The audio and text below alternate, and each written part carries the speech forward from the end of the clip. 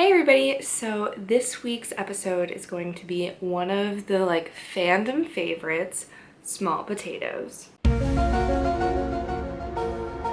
While this is a fandom favorite, it's also a very controversial episode because it is so rapey and there are a lot of consent issues, but it is still a really tonally funny X-Files episode. Personally, I do just love it. I can't help it. So anyway, the episode starts with a woman being wheeled into a hospital and she's about to give birth. Her name's Amanda, and when the nurses are asking her, is there anybody that you'd like us to contact, like the baby's father? She's like, no, the baby's father is from another planet. Ooh, X-File. She was abducted. When the woman does give birth to the baby, it ends up having a tail, and the doctor looks at it and groans like, ugh, not again. So this is the thing that's happening. Well, Mulder and Scully drive out there to investigate it, and Mulder tells her that there have been several babies born in this town with tails, and Scully explains to Mulder that babies are often born with tails or extra appendages, and that's not entirely abnormal. I mean, it is certainly an anomaly, but it's not something supernatural or impossible or even remotely similar to an X-File. So what else about this interests you? Could it be, visitors from space? Mulder's still just like, nope, we gotta go, totes X-File forever. When Mulder and Scully end up interviewing Amanda about her baby and about her pregnancy, Mulder asks, very seriously, if she was abducted, and she's like, no. Baby's father is an alien. No, I didn't say he was an alien. I said he was from another planet. His name is Luke Skywalker. He's what's known as a Jedi Knight. Did he have a lightsaber? As Mulder and Scully are leaving, Amanda asks Scully, You know these 4 other babies that were born around here with tails? There couldn't be any chance Luke's the father. but it gives Scully an idea to cross-check the DNA of all of the babies, or maybe it's the genes, I don't know what she does. It's something science. And she realizes that all of the babies share the same father. How would this happen? Birds and the bees and the monkey babies, Mulder. Birds do it, bees do it, even educated MDs do it. Turns out all of the women who gave birth to these tailed babies were also sharing the same OBGYN, and most of them were trying to get artificially inseminated. So Mulder and Scully go to talk to this OBGYN, and as they're approaching his office, there's all of these angry couples storming in, and we have to shout out to Mulder and Scully being assumed as a couple. Oh, you too, huh?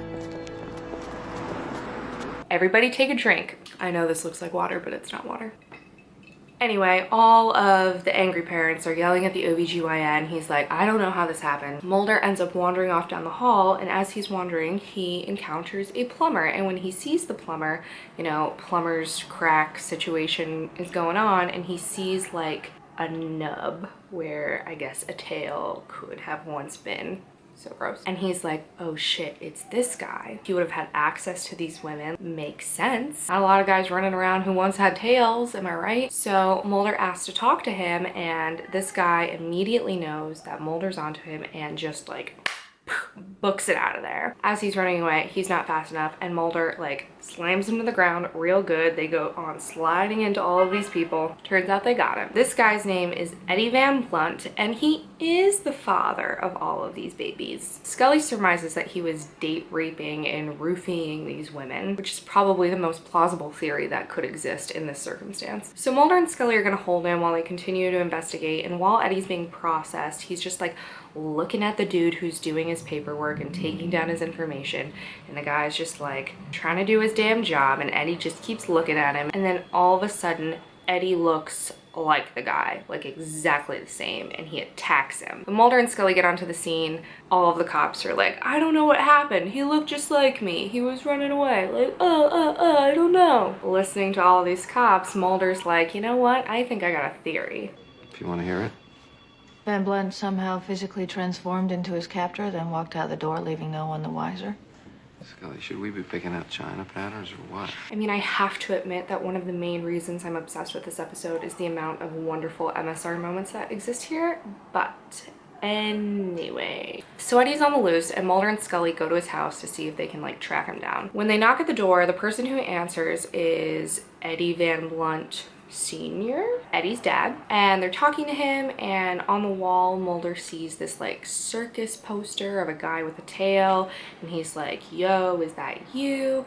Turns out it was Eddie's dad, and he was like super into the tail situation. And as they're talking, Eddie, the dad, refers to Mulder by name, and Mulder's like, I never introduced myself to you. Boom, boom, boom. They know that this must be the Eddie they're looking for, transformed as somebody else. And Eddie just once again darts away. He's super fast for a portly guy. Cut to one of the tailed baby's moms. She's like changing a diaper, and then all of a sudden her husband comes running into the door and goes straight to the bathroom and locks himself in there. He's putting water on his face, and the wife is like, why are you home early? Like, what's going on? When he looks into the mirror, we see that it's Eddie. But then while Eddie's in the bathroom, the real dad comes home, and of course, naturally, the wife is like, what the fuck?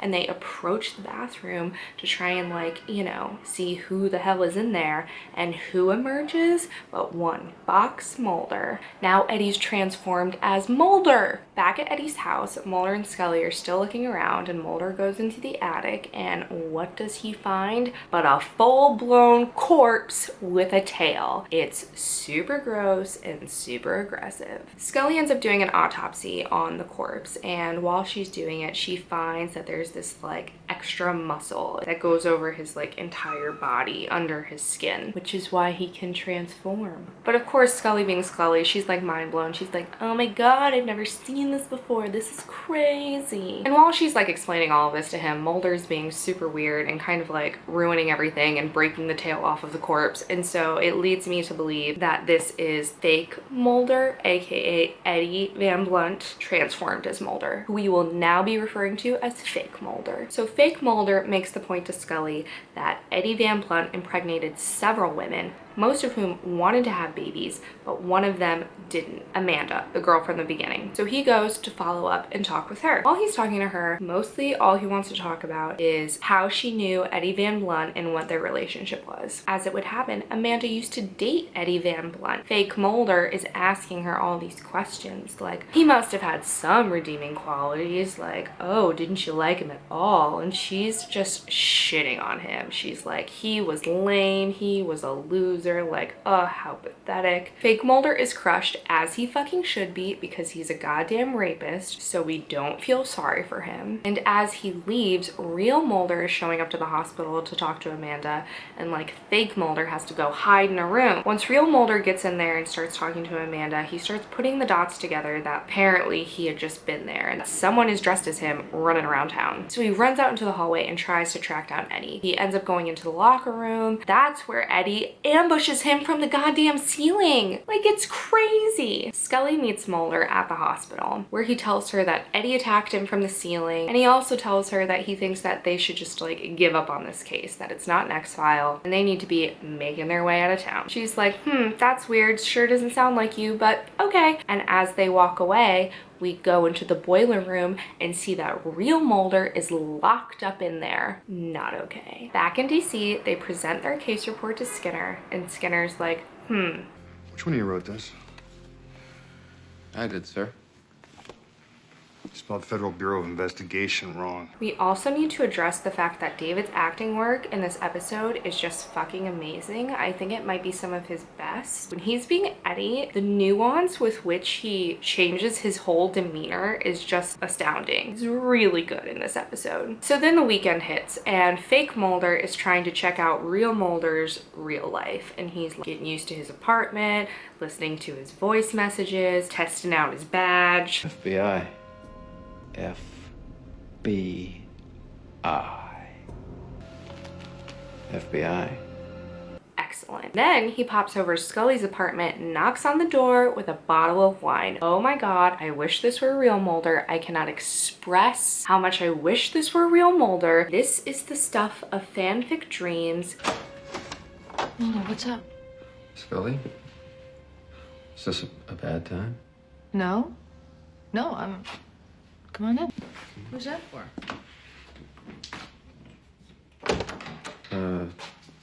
Us.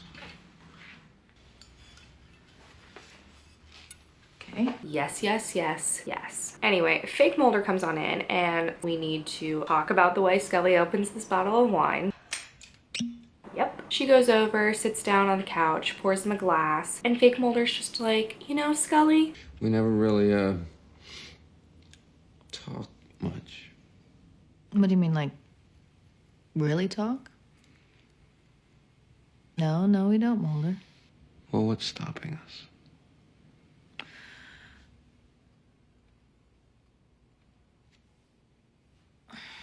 I love Scully's reaction. She's so shocked to be hearing this from Mulder, but you can tell that she's not opposed to the idea, she's just confused. Then we fast forward. They're in front of a fire. They've drank the whole bottle of wine. Scully's a little tipsy, and she's telling him stories from prom night. The most adorable, most vulnerable, cute little scene between them. I'm obsessed with it, except for the whole, you know, larger consent issue thing, where it's actually super sad that Scully's opening up, you know, thinking that it's Mulder, and it's fucking not. Let's talk about trust issues, you guys. Marcus was the 12th grade love of my life. I can't believe I'm telling you this. I don't believe you haven't told me before. No, I'm seeing a whole new side of you, Mulder. Is that a good thing? I like it. The I like it line is one of my favorite lines in all of X-Files history. I mean, it just shows how much deep down Scully truly craves an intimate relationship with Mulder. And I don't just mean like intimate sexually, I mean like an intimate connection with him. And real Mulder is so busy running around with X-Files and being completely obsessed with work that he clearly does not take the time to like sit down and have just these like fluffy conversations with Scully that aren't about dying or the meaning of life or like anything like that, but just like truly bonding with her. That's kind of sad. Anyway, then fake Mulder gets a look in his eyes, and we've all seen that look. We all know what it means, and Scully's seen that look. She knows what it means. And then fake Mulder's leaning in.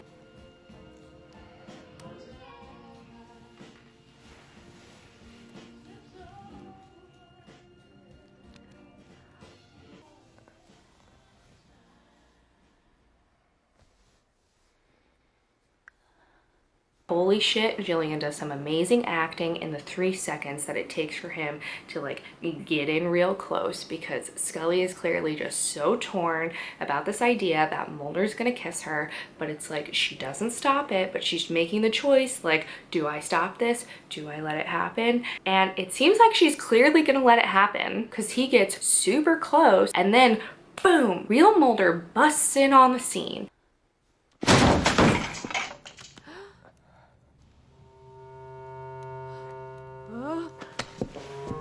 And Scully looks to the door and sees real Mulder and looks to fake Mulder, who's like literally on top of her. We need to take a minute to talk about the fact that Gillian's not wearing any pants during this take, and I don't know how to feel about that. I have a lot of feelings about that. Why did she take her pants off? Will we ever know? We're never gonna have answers to that. The mind is left to wander. Anyway, then fake Mulder turns into real Eddie, and that's game over. He ends up locked up in jail, and Mulder goes in to talk to him. And Eddie just lectures him about how Eddie himself was born a loser, but Mulder chooses to be one, and he just like doesn't understand that and just makes Mulder feel like shit. So it's like, you know what, screw you, Eddie, you can go fuck yourself, you're in jail. And so Mulder leaves, and Scully's clearly been outside listening to the whole thing, and she's like, listen Mulder, you're not a loser. And his line is so revealing. I don't imagine you need to be told this, Mulder, but you're not a loser. Yeah, but I'm no Eddie Van Blunt either. Am I? They have this like sexual tension thing where in season 4, what's going on between them, and Mulder lives with the knowledge that if he tried to kiss Scully, she would probably let him. But I think he's also hurt by the fact that she couldn't even tell the difference between like real Mulder and fake Mulder, and she was gonna let fake Mulder kiss her. A lot of feelings to be unraveled, a lot of sexual tension going down in this episode, lots to think about. Thanks so much for watching. Go check out my other videos and subscribe to my channel. I'll see you guys soon.